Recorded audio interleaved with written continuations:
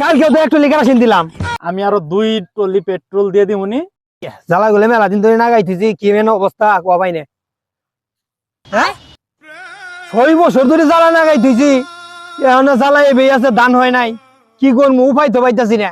ধান তো হন না গো, ঘরে থাকতে একটা ফোন দেই। শুন ই করে আমার জ্বালা গুলো বড় হইতাছে না, ধান হইতাছে না, লাইন তো মানুষ জ্বালা গুলো এটা দেখি যাই যে। আচ্ছা আচ্ছা ঠিক আছে, তাদের দাদার হইছে জক্কা, তুমি ডাক্তারের ফোন দাও। কি করে বাবু?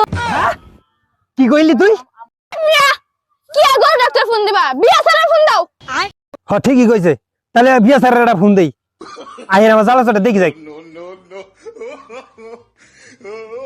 হ্যালো স্যার, কই আছেন?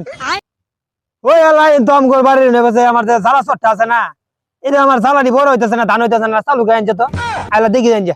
আচ্ছা আচ্ছা ঠিক আছে, আমি আসতেছি। আচ্ছা ঠিক আছে। আচ্ছা ওই যাই বলছে বিয়া স্যার।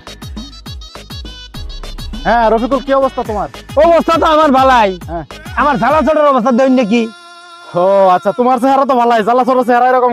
6 বছর ধরে না গাইতেছি। এই বেটা 6 বছর ধরে জ্বালা লাগে, জ্বালা বাস। এই আমার ধান হইতেছে না বেটা কই। তুমি যে ভাত খাও, হ্যাঁ তোমার ভাত পেটে কতটি লাগে? তাত যেটি রিজিক আছে এটি খাই। তাইলে ওর তো খাওয়ার লাগে, ওর খাওয়াটা তুমি দাও নাই কেন? ওর কি খাবার নাকি এটা আমি তো জানি না। কালকেও তো একটু কেরোসিন দিলাম, তা তো জ্বালাইলে বড় হইতেছে না।